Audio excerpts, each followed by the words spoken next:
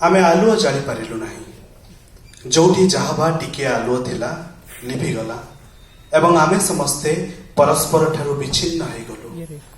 और से सबटा जे पड़ी रही कहीं केते दिनरू किंतु पची नहीं मिले जाई नहीं, जहाँ रही रही केवल दुर्गंध वितरण करुची।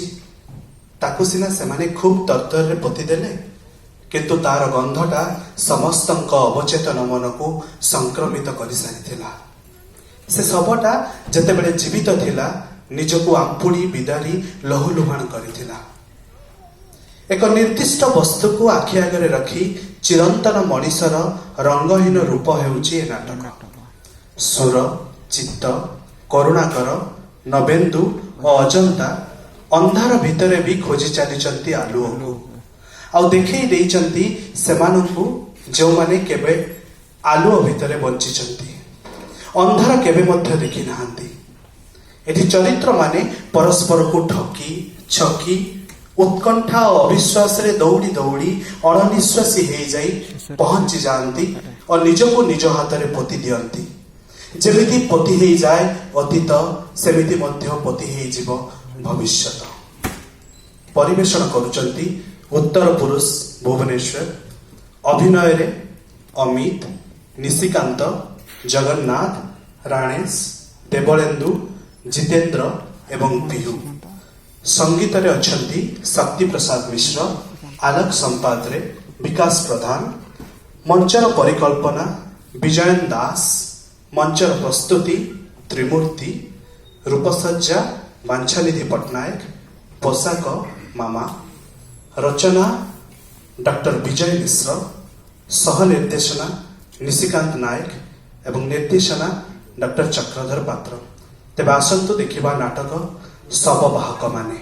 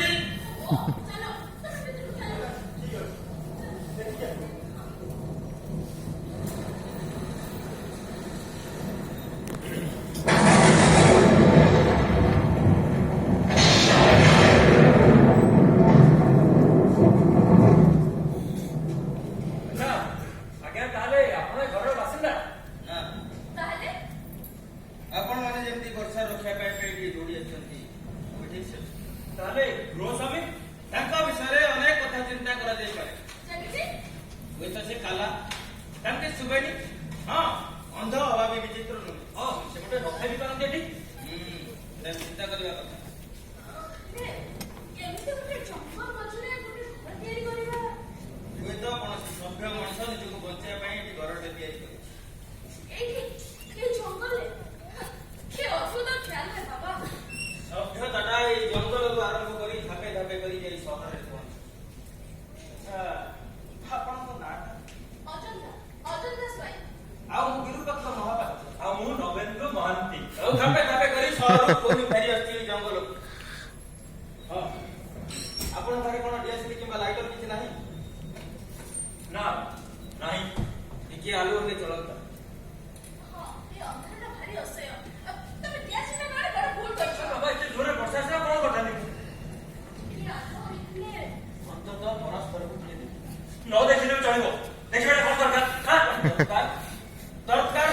मनीष बेले बेले इच्छा करे धर्म आग खोजाटा इच्छा अन्य ना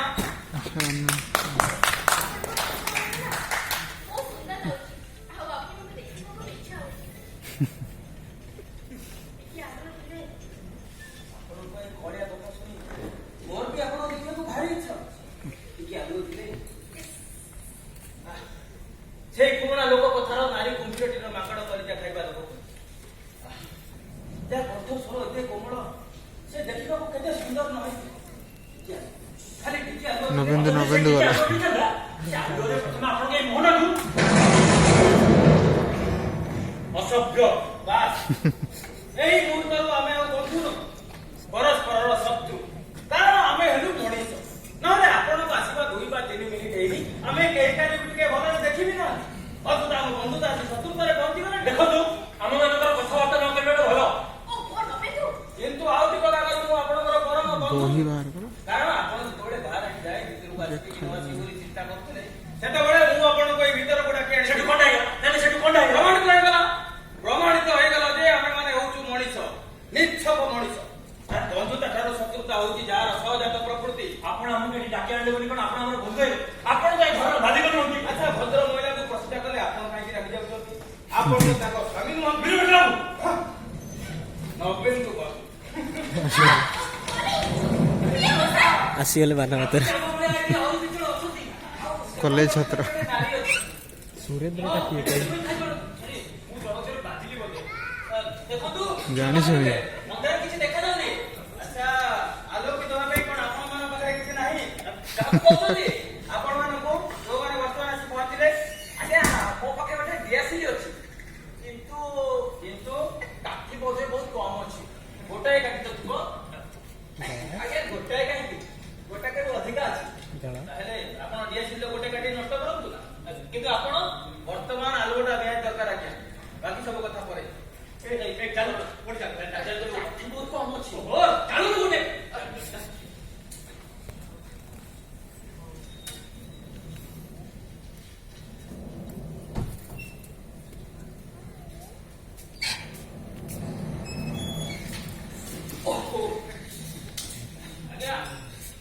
ହାତ ଜଳିବ ଦେଖୁନଥିଲେ ମୁଁ ପୁରା କିଛି ଗୋଟେ ଦେଖୁଥିଲି କଣ ଖୋଜୁଥିଲେ ତାକୁ ଯାହାର ସନ୍ଧାନ କରି ଆଉ ଯାହାକୁ ପାଇ ପ୍ରାୟ ଐତିହାସିକ ଜନ୍ତୁ ମାନେ କ୍ରମଶଃ ମଣିଷ ସେ ଆଲୁଆ ଓ ନିଆଁ ପକିକି ପାଇବେ ବୋଲି ଆଶା କରୁଛନ୍ତି ହଁ କରୁଛି ତ ଅଳ୍ପ କିଟା କାଠ ତ ଗୋଟେ ଗଲାଣି ଆଉ ଯଦି ସେତକ ସାରିଦେବା ତାହେଲେ ରାତିଟା ସାରା ଗୋଟେ ଛୋଟ ଆଲୁଅରୁ ଗୋଟେ ବଡ ଆଲୁଅ ପାଇବାର ଆଶା କଣ ଆପଣଙ୍କର ନାହିଁ ଜାଣନ୍ତୁ ନା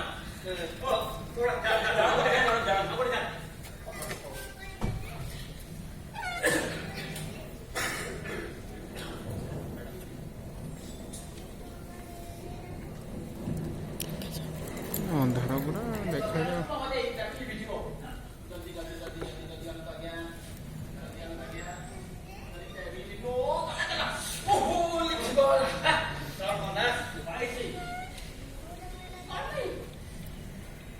जोड़ाए मोहम्मती अरे वाह ताले आउ गोटे काठी जाय किछ क्षति होबनी लागो ठीक कोच एक जल्दी जा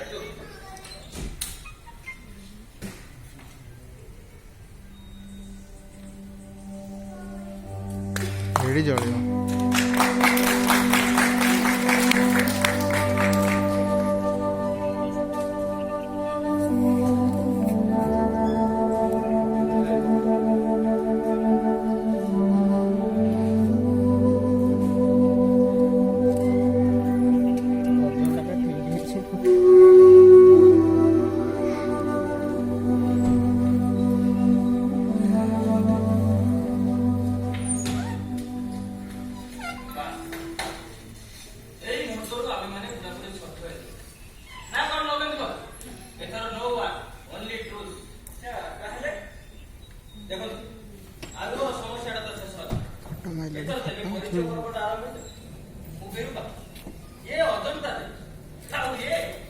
नवेंदु बाबू आगे तुम करुणा करो ये हम सुरेंद्र और ये चित्तप्रिय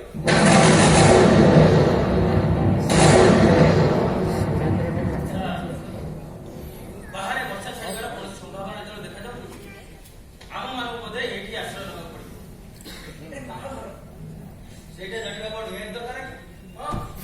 ତାହେଲେ କ୍ଷତି କଣ?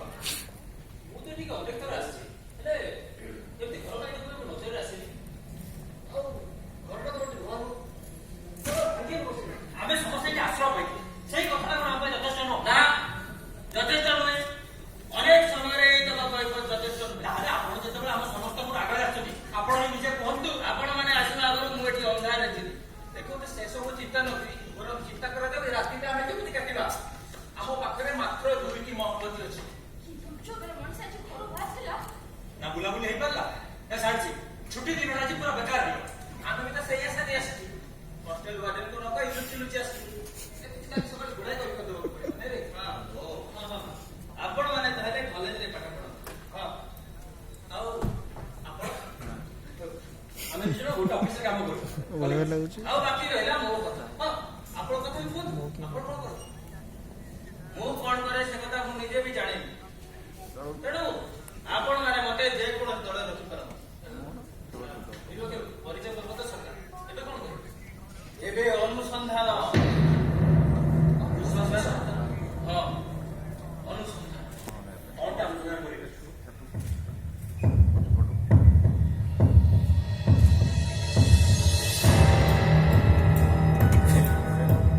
ଖାଦ୍ୟ, ରହିବାର ବନ୍ଦୋବସ୍ତ, ଆଉ ନିଜ ନିଜର ନିରାପତ୍ତା। ଆଚ୍ଛା ନିରୁପତି ବାବୁ, ଆପଣ ଯେ ରହିବାର ବନ୍ଦୋବସ୍ତ କଥା କହୁଛନ୍ତି, କିନ୍ତୁ ଏଇ ଘରଟା ତ ବହୁତ ଛୋଟ। ଆଉ ଭିତରେ ପୁଣି ଆମେ 6 ଜଣ, ସେ ପୁଣି ସାରା ରାତି। ମତେ କି ଜମା ଠିକ ଲାଗୁଛି। ରାତିର ଆହୁରି ଅନେକ ବେଳ ବାକି ରହିଲାଣି। ଆମ ହାତରେ ମାତ୍ର 2ଟା ମହମବତୀ। ତ କଣ ହେଇଗଲା ସେଠି?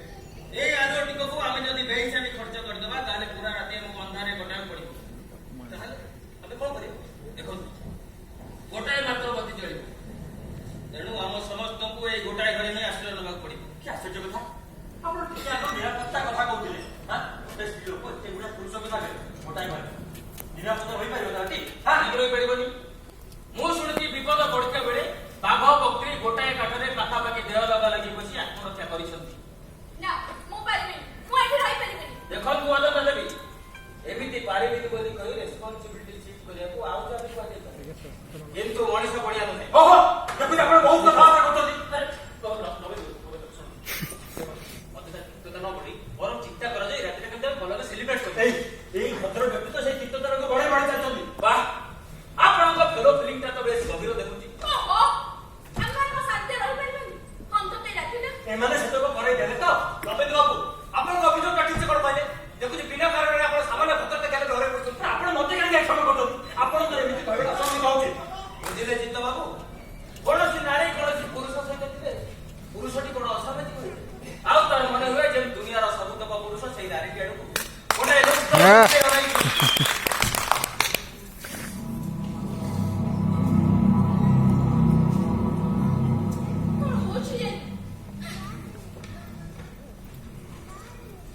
କୌଣସି ସମ୍ପର୍କ ନାହିଁ ଯେତେବେଳେ ଆପଣ ଏତେଟା ସ୍ୱାର୍ଥପର ହେବା ମୋଟେ ଉଚିତ ନୁହେଁ ନବେନ୍ଦ୍ର ବାବୁ।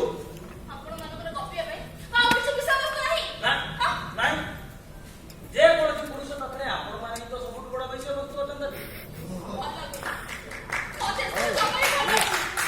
କଣଟା ଭଲ ଲାଗିବ ଆଉ କଣଟା ଭଲ ନ ଲାଗିବ ସେ ବିଷୟରେ କଣ ଆଗରୁ ଚିନ୍ତା କରାଯାଇପାରେ? ମାନେ ଏଇ ଆପଣଙ୍କୁ ଭଲ ଲାଗିବ ବୋଲି ତ ସହର ଭିତରୁ ଏଇ ଜଙ୍ଗଲକୁ କଣ କରିବାକୁ ଆସିଥିଲେ? ପିକନିକ। ହଁ, ପିକନିକ କରିବାକୁ ଆସିଥିଲେ। ଆଉ ହଠାତ୍ ବର୍ଷା ହେଲା ନୁହେଁ? ଆମ ଅଫିସର ପ୍ରିୟ ସିଏ ବି ଆମ ସାଙ୍ଗରେ ଦେଖି ପିକନିକ କରିବା ପାଇଁ ଆସିଥିଲା। ହଁ, ଏଇ ବର୍ଷାରେ ହୁଏତ ସେ କୋଉଠି ଗୋଟେ ରହିଯାଇଥିବ।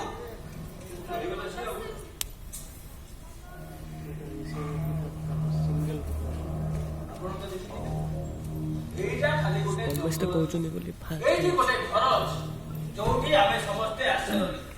ଆଉ ଏ ଆଖପାଖରେ ଅନେକ ଗୁଡିଏ ଭଙ୍ଗା ମନ୍ଦିର, ଭଙ୍ଗା କୋଠା ବାଡି ବି ଅଛି। ମୋଟ ଉପରେ କହିବାକୁ ଗଲେ ଏଇଟା ଖାଲି ଗୋଟେ ଜଙ୍ଗଲ ନୁହେଁ, ଗୋଟାଏ ସଭ୍ୟତାର ଭଗ୍ନାବଶେଷ ଏଠି ରହିଛି। ହଁ, ତାରି ଭିତରୁ ସେ ହୁଏତ କୋଉ ଗୋଟାକରେ ଆଶ୍ରୟ ନେଇଥିବ। ମୁଁ କଣ କହୁଥିଲି କି ରାତିଟା କଟାଇବା ପାଇଁ ଖାତା ଫାତା ନଉ, ହେଲେ ଟିକେ ବୋଝ ବଦଳିଶ କଲେ କ୍ଷତି କଣ? ମାନେ ଧରି ନିଅନ୍ତୁ ଆଉ ନାଚ। ହଁ, ନାଚ। ଆମ ଚିତ୍ର ନା ଖୁବ ସୁନ୍ଦର ନାଚ।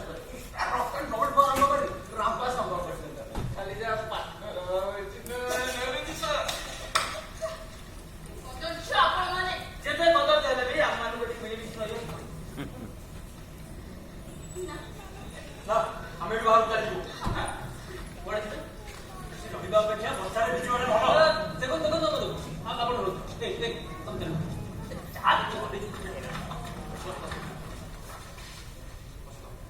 ଦେଖନ୍ତୁ ରମେଶ, ଏମାନଙ୍କ ତରଫରୁ ମୁଁ କ୍ଷମା ମାଗୁଛି।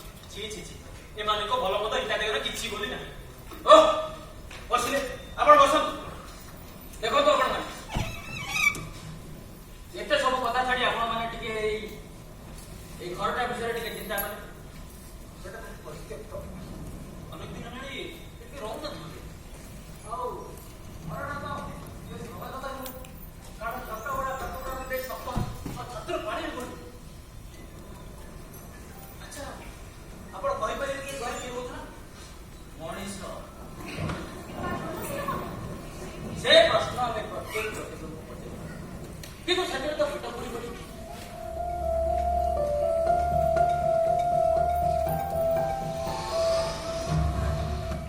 ଆଚ୍ଛା, ମୁଁ ଯେମିତି କିଛି ଗୋଟେ ଗନ୍ଧର ଆଭାସ ପାଉଛି।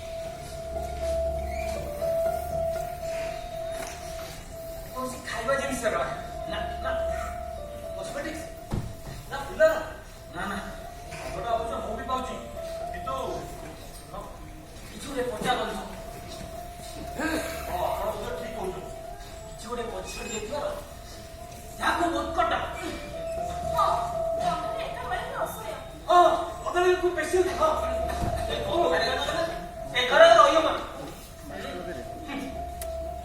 କିନ୍ତୁ ଆଉ ଟିକେ ବାଦକୁ ଆମମାନେ ତ ବେଶ ଥିଲୁ। ମଣିଷର ପ୍ରକୃତିକୁ ଆପଣ ବାରମ୍ବାର ଆଘାତ କରୁଛନ୍ତି ନିରପେକ୍ଷ ବାବୁ। କିନ୍ତୁ ସେ ପ୍ରକୃତିକୁ ମଣିଷ ଛାଡ଼ିଯିବ। ଆପଣ ସେମାନଙ୍କ ନିଜକୁ ଅଲଗା କରି କାହିଁ ଭାବୁଛନ୍ତି? ଭାବି ପାରୁନି ବୋଲି ତ ମୁଁ ବାରମ୍ବାର ନିଜକୁ ଆଘାତ କରୁଛି। କଥାଟା ହେଲା ଗନ୍ଧଟା କୋଉଠୁ ଆସୁଛି ଜାଣିବ, ଆଉ ଆଜି ରାତିଟା କଟେଇବା ପାଇଁ ଦୁର୍ଗନ୍ଧଟାକୁ ଦୂର କରିବା। ତାହେଲେ ବିରାଟ ବେଗରେ ଗଣ୍ଠି ବାନ୍ଧିବାର ଗୋଟା ଭାଇ। ଆଚ୍ଛା, ଆପଣ ଭୂତରେ ବିଶ୍ୱାସ କରନ୍ତି? ଟିକେ ଭାବିବାକୁ ଚେଷ୍ଟା କରନ୍ତୁ।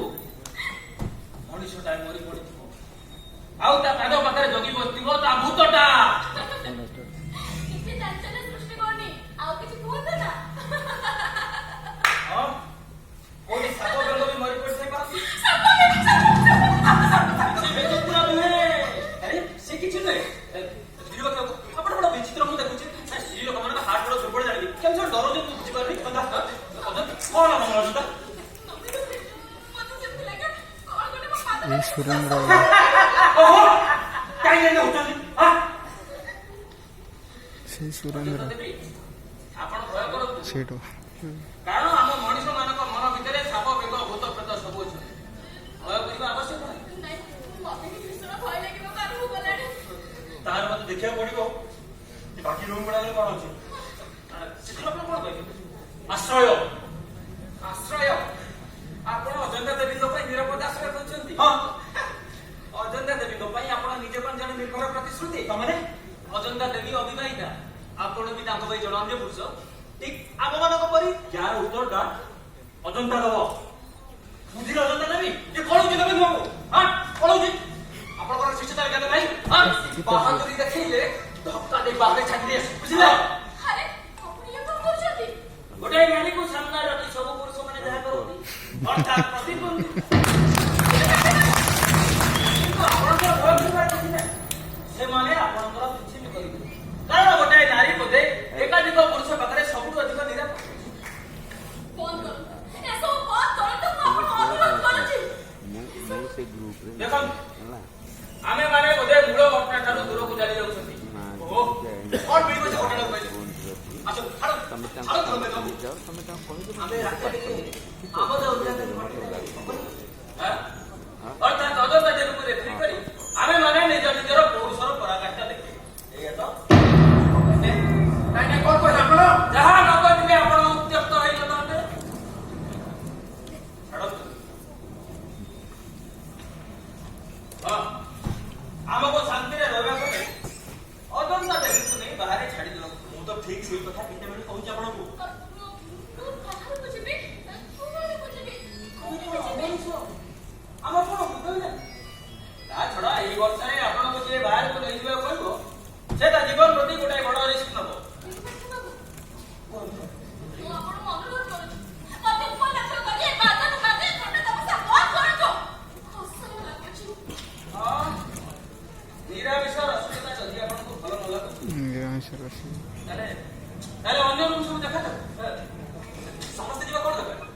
आपण ମାନେ ଏଇଠି ଅପେକ୍ଷା କରୁଛନ୍ତି ମୁଁ ଏକା ଯାଇ ଦେଖି ଆସୁଛି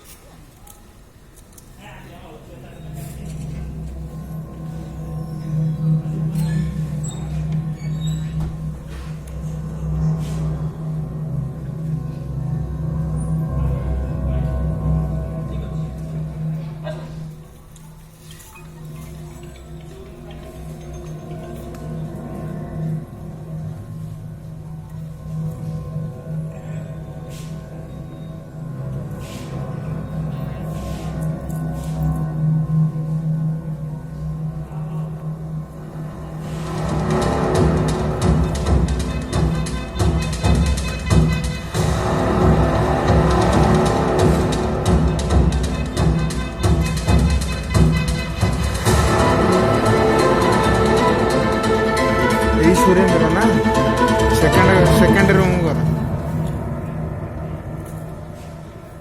ଆଚ୍ଛା ଅରୁଣ ସାହୁ ଚିତ୍ତ ଆପଣ ଦି ଜଣ କିଛି ଖାଦ୍ୟ ପଦାର୍ଥ ସନ୍ଧାନ କର ଆଉ ଆପଣ ମୋ ବିଷୟରେ କାହିଁ ଚିନ୍ତା କରୁଛନ୍ତି ମୁଁ କିଛି ନା କିଛି କରିବି ହଁ କିଛି ନହେଲେ ମୁଁ ଆପଣମାନଙ୍କ ଭିତରେ ଗୋଟେ ଯୋଗସୂତ୍ର ରକ୍ଷା କରିବି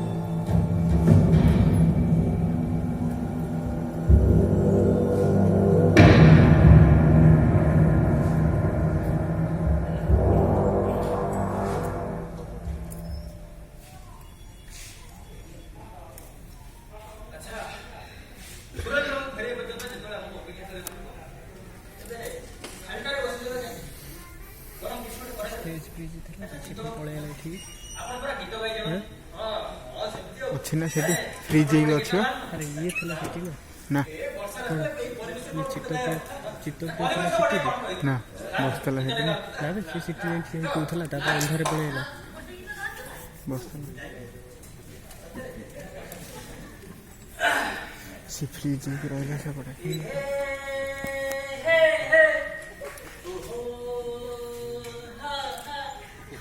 ଯାହାକୁ ଏତେ ଭଲ ପାଉଛି ଯାହାକୁ ଏତେ ଭଲ ପାଉଛି ତା ପାଇଁ ଆଜି ଗୀତ ଗାଉଛି ସିଏ ଏଠି ବସିଛି ବସି ଗୀତ ଶୁଣୁଛି ସିଏ ଏଠି ବସିଛି ବସି ଗୀତ ଶୁଣୁଛି ସେ ଝିଅ କିଏ ସେପଟେ ଷ୍ଟାର୍ଟ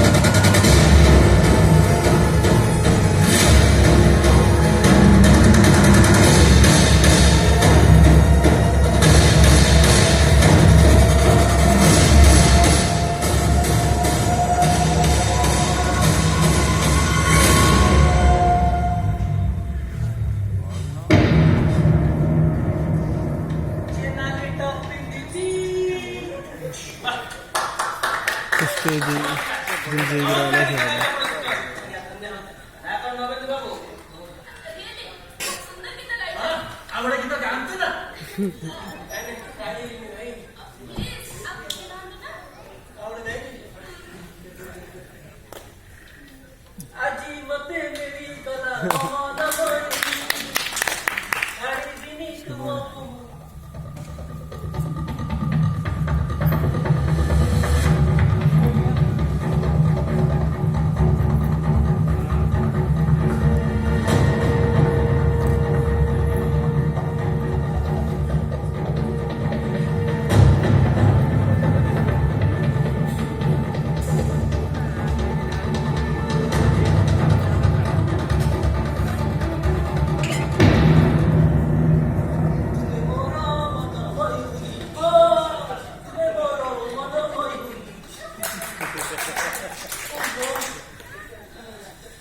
ଆଚ୍ଛା ଏମିତି ଗୀତ ଗାଇ ଗାଇ କଣ ରାତିଟା ଆରେ ଦେଇ ବୋଲି ଭାବୁଛୁ ତାହେଲେ କଣ କରିବା କହୁନାହାନ୍ତି ए, ତମେ ଦେଖିଲ ବାହାରେ ଯାଇକି ବର୍ଷାର ଅବସ୍ଥାଟା କେମିତି? କିନ୍ତୁ ବର୍ଷା ବିଷୟରେ ବର୍ତ୍ତମାନ ଚିନ୍ତା କରିବା କଥା ନୁହେଁ। କାହିଁକି ବର୍ଷା ଛାଡ଼ିଗଲେ ବି ଯିବାର କୌଣସି ଉପାୟ ନାହିଁ କାରଣ ଆମେ ଆସି ଏମିତି ଏକ ଘରେ ଆଶ୍ରୟ ନେଇଛୁ ଯୋଉଠୁ ରାତି ନ ପାଇଲେ ନିଷ୍କୃତି ନାହିଁ ତାମାନେ ବର୍ଷା ତ ଏକମାତ୍ର ବାଧା ନୁହେଁ ଜଙ୍ଗଲର ଭୀଷଣତା ଅଛି ରାତିର ଗଭୀରତା ଅଛି ଓ ଅନ୍ଧକାରର ନିବିଡ଼ତା ମଧ୍ୟ ଅଛି ଏ ସବୁକୁ ଅତିକ୍ରମ କରି ଜଣେ ଚାହିଁଲେ ବି ଏଠୁ ପଳେଇ ଯାଇପାରିବ ଶୁଣିଲ ଅଜନ୍ତା ଏଠୁ ଆମର ବାହାରକୁ ଯିବାର କୌଣସି ଉପାୟ ନାହିଁ ନା ନାହିଁ ପଳେଇ ଯିବାର ସମସ୍ତ ରାସ୍ତା ଏଠିକି ଆସିବାର ପରବର୍ତ୍ତୀ ଠାରୁ ରୁଦ୍ଧ ହେଇସାରିଛି ତା ବୋଲି ବର୍ଷା ଛାଡିଛି କାଇଁ ଦେଖିବାଟା କଣ ଅନ୍ୟାୟ? ଯଦି ବର୍ଷାଟା ଛାଡି ଯାଇଥାଏ ତାହେଲେ ଆପଣମାନେ ଅନ୍ୟ ଆଶ୍ରୟ ସନ୍ଧାନରେ ବାହାରି ପାରିବେ ଏଇଆ ତ ହଁ କିନ୍ତୁ ଏଇ ଜାଗାଟା ବନ୍ଦ କର ମତେ ଏଠି ମୋଟୁ ଭଲ ଲାଗୁନି। ଭଲ ଲାଗୁନି କଣ ଭଲ ଲାଗୁନି ଆପଣମାନେ ସମସ୍ତେ ଏ ଘରଟା ଆଉ ଅନ୍ଧାର ଭିତରେ ଏ ଛୋଟ ମହଙ୍ଗ ଦିଆ ହଁ ସତେ ଯେମିତି ଗୋଟେ ଭୌତିକ ପରିବେଶ ଆଉ ଆମେ କେହି ବି ଏଠି ଗୋଟେ ଜୀବନ୍ତ ମଣିଷ ନାହୁଁ ଆଉ ଅନ୍ଧାର ତଡ଼ିବା ପାଇଁ ଯୋଉ ଆଲୁଅ ଅଛି ସତେ ଯେମିତି ସେ ଅନ୍ଧାରକୁ ଆହୁରି ଘନୀଭୂତ କରୁଛି। ଆଚ୍ଛା ନରେନ୍ଦ୍ର କଣ ଯାଅ ଯିବି ପ୍ଲିଜ୍ ତମେ ଯାଅ ନା ସତରେ ଯିବି ଯାଅ ଯାଅ ମୁଁ ତାହେଲେ ଭାବୁଛି ଦେଖିବାକୁ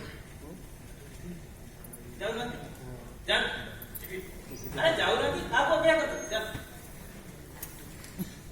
ଆରେ ଯାନ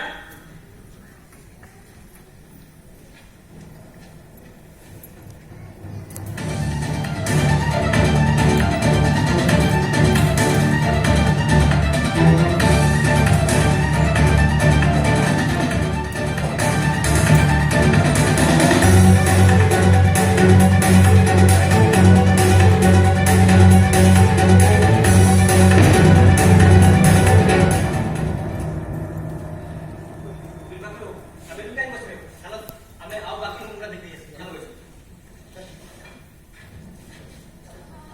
ମୁଁ ଏକା ଅନ୍ଧାରରେ ଆପଣ ଯାଇକି ଚାଲୁ ଆପଣ ବି ଆମ ସହିତ ଚାଲନ୍ତୁ ଠିକ୍ ଅଛି ଚାଲ ହଉ ଚାଲ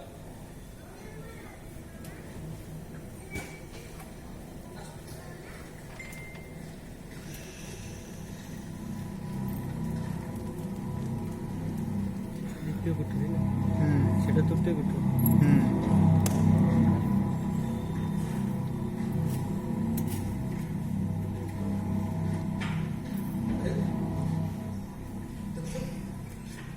ସୁଲୋଚନା ଆଉ କିଏ କାହାକୁ କିଛି ନ କହିକି ସ୍ୱାର୍ଥପର ଲୋକଟା କେମିତି ଖଟ ଉପରେ ଶୋଇ ପଡୁଛି ଦେଖୁନାହାନ୍ତି ନା ନା ଇଏ ସୁର ଇଏ ସୁର ହେଇପାରେ କହୁଛି ପରା ସୁର ଓ ସୁର କଥା ଛାଡ଼ ଟିକେ ଭଦ୍ର ଲୋକଙ୍କୁ ଉଠାନ୍ତୁ ଠିକ ଅଛି ଡାକନ୍ତୁ ଶୁଣୁଛନ୍ତି